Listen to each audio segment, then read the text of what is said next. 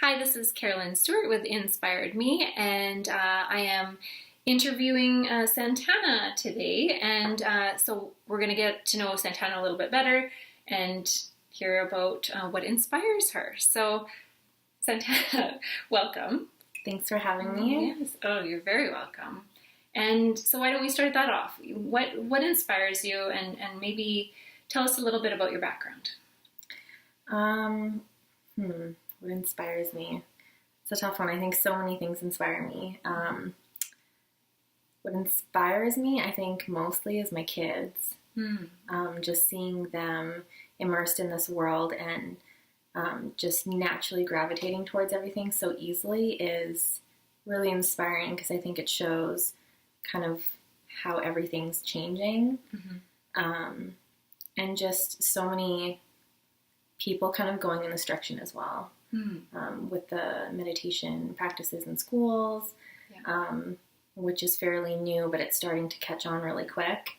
And just teachers that are just taking it upon themselves to incorporate some mindfulness activities in the classrooms. Right. There's one teacher in particular that Saleha had in grade 2, that she had a mindfulness practice that she took it upon herself to bring into the class. So to me, that was really inspiring, because I think it's really up to the teachers to bring that. It's not mandatory. Right. The principals aren't, encouraging it to the point where they're finding them things to bring in. So it's really up to the teachers if they want to do that. So that was really, really inspiring to me.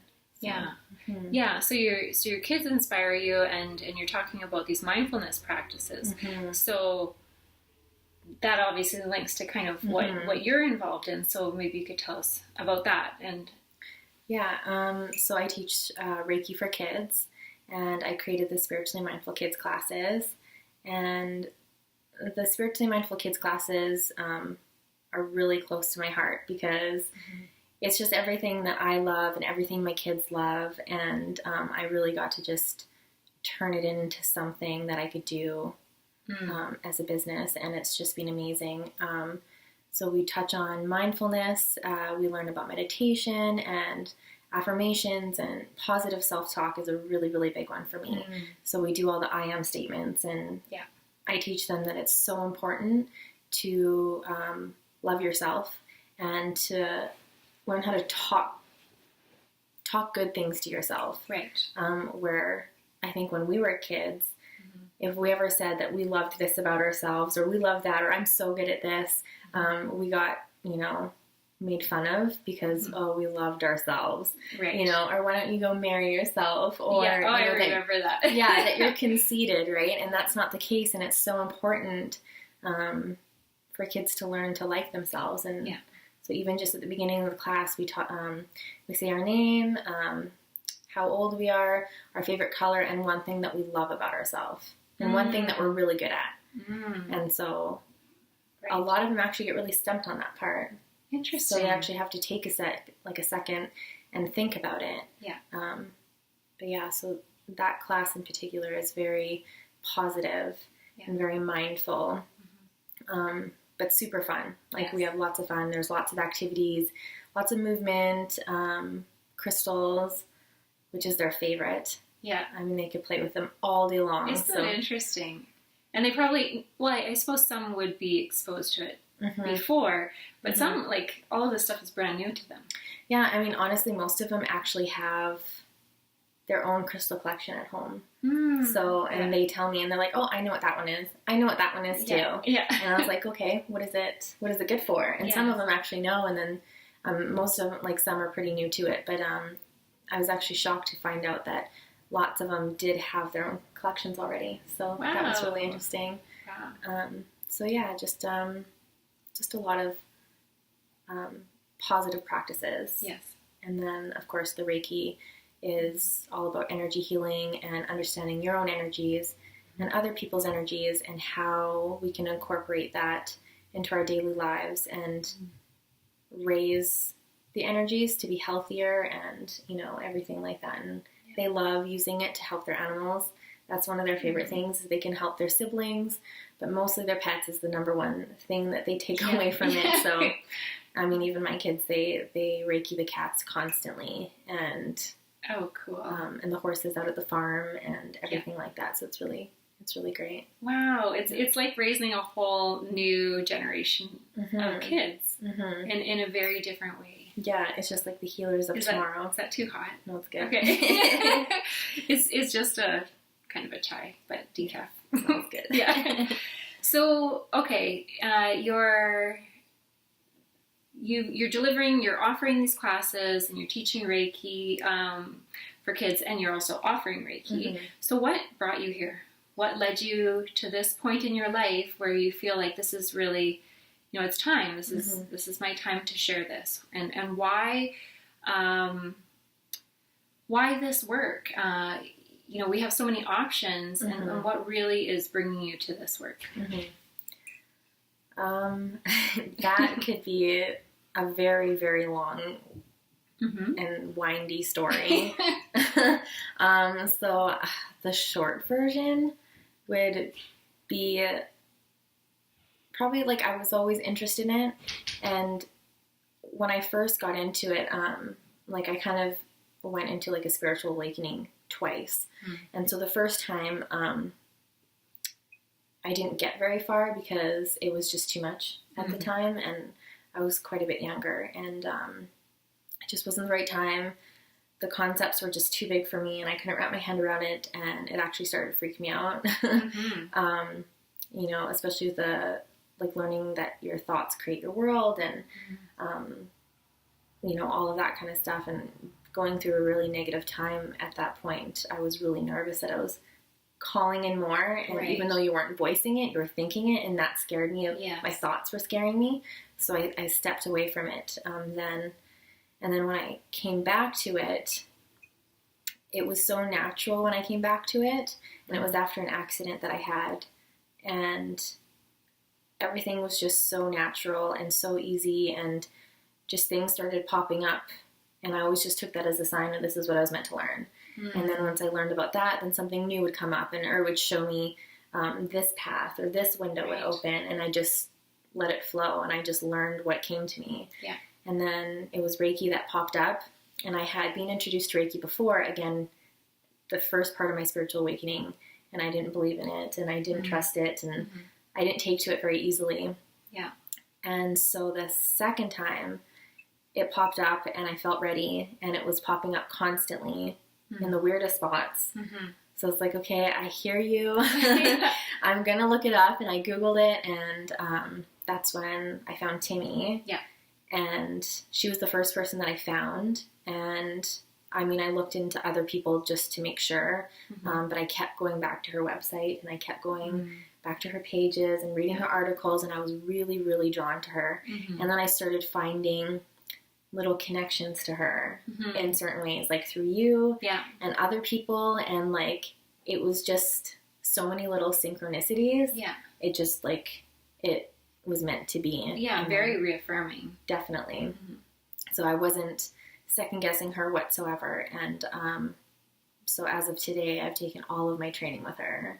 Yes. And I couldn't be more happier. So and then of course it was my daughter that got me into working with children. Yes. And it just kind of evolved into this thing that's bigger than I ever expected, which has been amazing. And it's really just, I kind of just let it flow and just kind of trusted it. And then it just kind of worked its way into this, this very parent and family friendly, kid friendly, business. And that wasn't really the intention to begin with, but that's how it ended up, and I couldn't be more happier. Yeah. Well, and who's to know what's going to be coming in the future either. It's this whole path, this heart-centered path is such a fascinating one to me, which is why I'm doing these interviews, is one, because it's very affirming for me, but then also because I really see the value in sharing our stories with people and who are on this same path, and really exploring self-awareness and consciousness, and what can I do in my life to really bring me into alignment with purpose and vocation. And it sounds like like you put it very beautifully, that you're just allowing it and it's flowing. I think it's hard for most people to step out of their own way and do that. So how do you do that? Like, how are you doing this? Personally, like, I mean, I was in the trades for a long time. Yeah. And so it just got to the point where I loved the company I was working for and I loved the people I worked for. But the work could not be farther from what I really wanted to do. And that made it really difficult to enjoy my job and enjoy what I was doing. I enjoyed the people I worked with and the families that I met doing these installations and everything like that. But it was just like my heart was like somewhere else completely. Right. And I guess like with the whole entrepreneurship changing, so it's just so much easier and it's all online and it's just such a different way of doing things now that I never thought before that I could do something like this and actually have a business that made money. Because I mean, even just 10 to 20 years ago, like I don't think many people made money doing this type of stuff. No. So it's just changed so much, so it's allowed us to really do the things that you're passionate about, which has just been amazing. Well, and this really is the age of the independent business owner, and I love it. Like I've been in business for a very long time, and you know, it really, I remember all of the business networking and all the stuff I was involved in the past was all like, okay, so this is how you run like a really successful corporation. And now it's all about like, this is how you get to be authentic, and this is how you share your unique voice, and it's like, I don't know, it just made a total shift into this beautiful space of connection. So I love that it's calling out to people and really providing them that platform. And it sounds like you just stepped up. Yeah. I couldn't put it better than that. Yeah. Okay. Well, I'm seeing it as an outsider. So, okay. So, kind of building upon what inspires you, and what are you learning right now? So I can see like your inspiration that you talked about, and then you also talked about how you share your inspiration.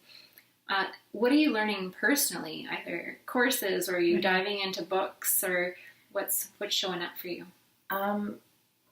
Learning, I've been really picking up because my business has been evolving to more child-friendly services.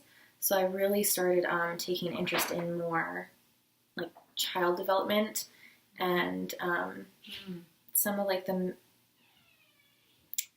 kind of, I don't know how you put it, just like the way they think and act and why they do the cognitive things they do. behavior. Yeah, stuff like that. And learning more about like ADHD and anxieties in kids and stuff like that, and just trying to get a better handle on that so I can be a better service. Right. And so I've looked into some courses for the new year, and you know, I'm going to be a certified meditation teacher for kids coming up in the new year as well. Oh, cool. So that's going to be really great. Yeah. And just learning as much about kids as I can. Just like I have a mother's perspective, so I do have that natural instinct with kids, but there's just so much more to learn. Yeah. And so books that I love are The Conscious Parent. Okay. By Dr. Sheffield. Okay. Or Shefali. We'll look it up, and I'll just put it in the show notes. So it's a really, really good one. And I think I first found her on Oprah, and she was just like, she blew me away. She's amazing, the way she talks about the child-parent connection, and it's just changed everything, I think, in parenting. So she's a really great one to follow. And so yeah, just reading more books and stuff like that. And getting to know them better and applying it to my own kids, obviously. Right. And so yeah, more in a child-parent direction for learning aspects. Oh, fantastic. So next question I have for you that it's something that's fascinated me because I've played with it for all my life is morning routine. And so how do you consciously start your day how do you step into your day so that, especially as a relatively new business owner, like how are you setting yourself up to move through your day consciously? I am not a morning person. Yeah. So, I mean, I would love to say that I get up early and I meditate and I do all this beautiful stuff in the morning, but that would be a bit of a lie. So I usually get up at about 7, get the kids ready, we'll get them up, and we go downstairs and I put music on and try to keep the morning light. We have conversations in the morning. So we eat breakfast, make the lunches together, and then we kind of get dressed and we listen to music on the way to schools. I think for us, music is big in the morning. If it's silent, you know, or we're grumpy in the morning because we all slept in or something, then the day doesn't start well. Right. And especially if we sleep in, it doesn't go well either. So we have to be up by 7. Yes. But music always puts us in a good mood, and I always put some good vibes on, and that makes the mornings enjoyable. Right. So really, to get us prepared for the morning, it's usually the evening activities, like going to bed early, and like we do our bedtime routines, and that's kind of what sets us up for the next day. Not so much the morning routine. Yeah, don't feel bad. Yeah. I was just chatting with Amanda on Monday, and she said the exact same thing. She's like, well, to be honest, I am not a morning person. I mean, I wish I could do it. I'm just not a morning person. I'm a nighttime person. Yeah. I'm like a middle of the day person. Yeah. Like I'm awesome in the middle of the day. When the kids are at school and I'm doing my thing, that's the best time. Yeah. So like I'll save my morning meditations for like when I come home after dropping the kids off. And it's just me and the house is quiet. Yeah. I find that I do best that way. Yes. And then our bedtime routines and stuff, like nighttime routines is good too. So where the whole family's involved. Right. Yeah. I think it's really good for people to hear you say that because, you know, especially in yoga and meditation, we hear about, okay, the mornings are so good, and that's great, and there's a power to it, but permission to do what you need to do is so much more powerful. And not just following, you know, the pack and what everybody says is the best thing. I mean, I would love to be able to get up early and do so much before the kids got up, but I enjoy my sleep, though. I enjoy sleeping when Adrian gets out of bed and I get the whole bed. That's awesome. You get to just sprawl out and enjoy that extra 20 minutes by yourself. It's kind of nice, so I just take it. Good. Well, I'm glad to hear that. Okay, so what I would love to know now is, what are you offering next? What do you have coming up? Do you have any courses or workshops or offerings or even personal services? Well, I do teach Reiki to adults one-on-one or small private groups. So I do that quite often, and there's no set times for that. So that can happen whenever works best for you and whoever wants to take it. And then, so I have the Reiki Kids Level 1 coming up January 14th. And the Spiritually Mindful Kids classes, January 28th. Yeah. And so that's coming up just for the new year. And then I just offer like my regular services, which includes just Reiki healing sessions, crystal healing, chakra balancing. And again, we can do that at my home or your home. I do travel, so that's nice for some people that don't like to travel in the winter. Yeah. I can come to you, no problem. So, and there will be some meditation courses in the springtime for kids, and I'm really excited about that. And I'm working on a few things right now, so I'm really excited, so I'm not going to share that just yet. Oh, okay. It's a surprise? Kind of, yeah. When do we get to hear about it? Hopefully January. Okay. In the new year. I have a couple things I'm really excited to share with everybody, so I'm just kind of waiting on that one. Yep. Yeah. Oh, yeah. No pressure. It's just, it's exciting to know that something's coming. It's a little bit of a build-up there. Yeah, it's hard for me to just keep it to myself. Yeah. To talk about it a lot when I'm at home. Yeah. Or like a friend of mine, she knows too, but that's it. Nobody else knows. So oh, that's awesome.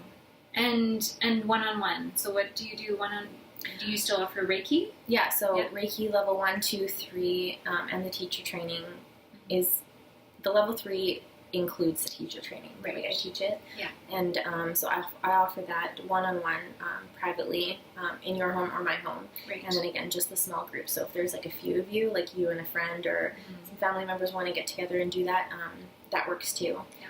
And then I could teach your children as well one-on-one. Yes. They prefer the class setting, but if it just works out better that you have like multiple siblings and you kind of want them to do it together, that's fine too. And do you still offer Reiki services, or are you mostly doing the courses and workshops? Yeah, no, I do the Reiki as well. I mentioned that I do like the chakra balancing and the crystal healing, and oh, right, you mentioned that right at the beginning. Yeah. I'm skipping all over the place. Okay. Okay. Yes. Yeah. So I do that as well. Wonderful. Okay, and so just to close this off, how can people connect with you? What's the best way for them to find out more about you and then to reach you? The best way to find me is you can go to my website, which is www.gypsyavenue.ca, or you could find me on my Facebook page, which is just Gypsy Avenue, no spaces between the two words. And there's multiple links in both of those for my Instagram, and I have the High Vibe Mom Tribe group, which is a lot of fun. And so yeah, those are the main ways you can find me. Perfect. Okay. Wonderful. Well, thank you so much for joining me and for sharing with our listeners. Yes, thank you for having me. Yes. And we'll be talking again soon. Definitely.